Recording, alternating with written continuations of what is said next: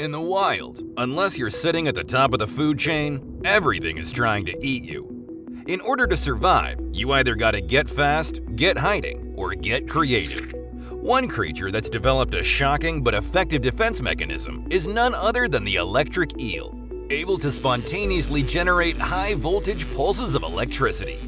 So what do you think happens when a vicious predator like the caiman, the Amazon's equivalent of a crocodile, tries to take a bite out of an electric eel? Will it get the shock of its life, or is it lights out for the cranky caiman?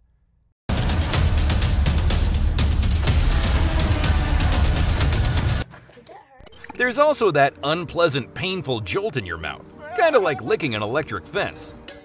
Now imagine ramping that battery up from 9 volts all the way to 860 volts. And you're starting to get an idea just how much biting an electric eel sucks. So how do electric eels deliver such a powerful shock? What can that much electricity do to a human being? And did the caiman make it out alive? You'll have to stick around to find out. Electrophorus electricus, otherwise known as the electric eel, is a curious fish. Despite having the word eel in its name and looking exactly like one, they're not eels at all. In fact, they're part of the Gymnotiformes family of knife fish and are more closely related to a catfish or carp than a traditional eel. Up until 2019, it was believed there was only one species of electric eel. That was before an expedition found and classified 2 more species, Electrophorus vari and Electrophorus volti. Growing up to 8 feet long and weighing as much as 44 pounds, you'll find electric eels throughout the northeast of South America, including the Amazon and Orinoco river basins. They love lurking through slow-moving freshwater creeks and swamps, using their secret superpower to stun and kill their diet of fish, shrimp, amphibians, and sometimes even small mammals. For centuries, the indigenous tribes of Venezuela called the electric eel arimna, or something that deprives you of motion.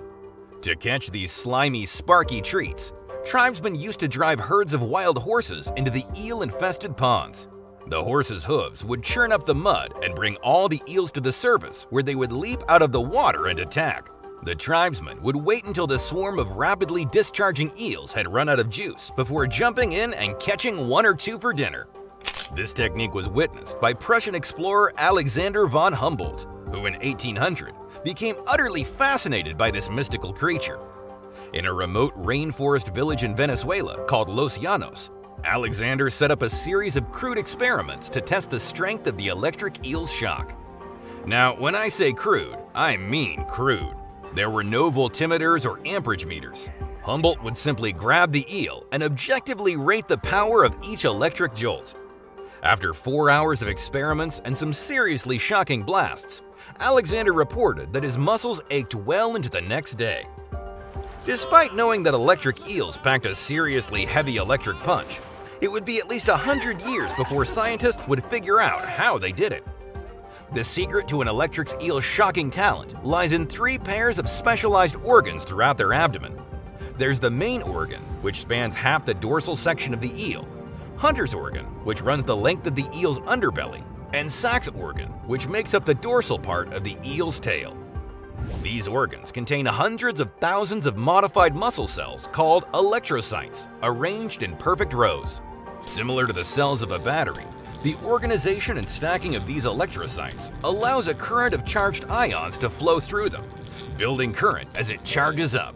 Electric eels also use the electrocytes in their Sachs organ to emit a steady stream of weak electric pulses to create a field around themselves. This field is used for communication and active electrolocation, their way of seeing in their dark, murky environment. So, how do electric eels use these 2 voltage attacks to take down prey or defend themselves from predators? After sensing a disturbance in the water, electric eels emit 2 or 3 strong pulses, as much as 860 volts. These high-voltage pulses act like a taser, hijacking the animal's nervous system, causing the prey to violently twitch in the water. This sudden movement generates waves that reveals the animal's hiding place. This all happens very quickly. Eels are able to temporarily stun fish in less than 3/1000ths of a second. Once the prey is immobilized, the electric eel can swallow its meal whole. Oh, and if that's not terrifying enough, by curling up, The electric eel can actually make the discharges even more intense by overlapping the electric fields generated at each end of the electric organ. You're not just in danger in the water either. Electric eels are known for leaping out of the water, pressing their chin on you for an even more intense shock. So why is this? When an eel is completely submerged, the current is conducted by the water, closing the loop. When they leap out of the water and press their chin, the positive pole, against their target, the electrical current is forced to travel through the body of the target to reach the negative pole. The end result? An even bigger shock. Scientists measured this in an experiment using a prosthetic arm fitted with electricity sensors that lit up when activated. When the arm was placed into the tank, the eel leapt out of the water, causing the highest discharge from just underneath its chin. How are you at handling electric shocks? Are you brave enough to swim with an electric eel? Let us know in the comments below. So, we know electric eels regularly take down small fish, but what about larger animals? Curious dogs are no match for the static charge of an electric eel. In fact, one shock sends this German Shepherd whimpering.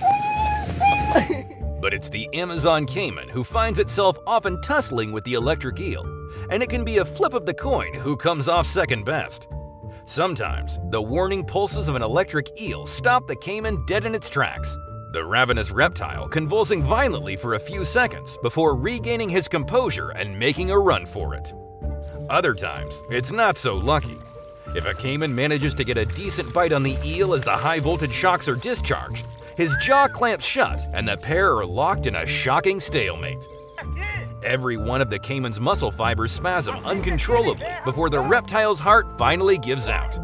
So, could an electric eel kill a human being? We've long been testing how powerful an electric eel's shock is, and despite being mildly unpleasant in a laboratory setting, there doesn't seem to be much harm to wiring yourself to an eel or touching one in a tank. While there are reports of people in South America drowning in shallow water after being shocked by an electric eel, to date, no one has officially been declared as being killed by an electric eel. So maybe you could handle one electric eel. But just when you start thinking about going for a swim in a Venezuelan swamp, think again. A recent research expedition in the Amazon discovered that electric eels actually hunt in large packs and work together to deliver a supercharged bolt of energy to attack and disable their prey.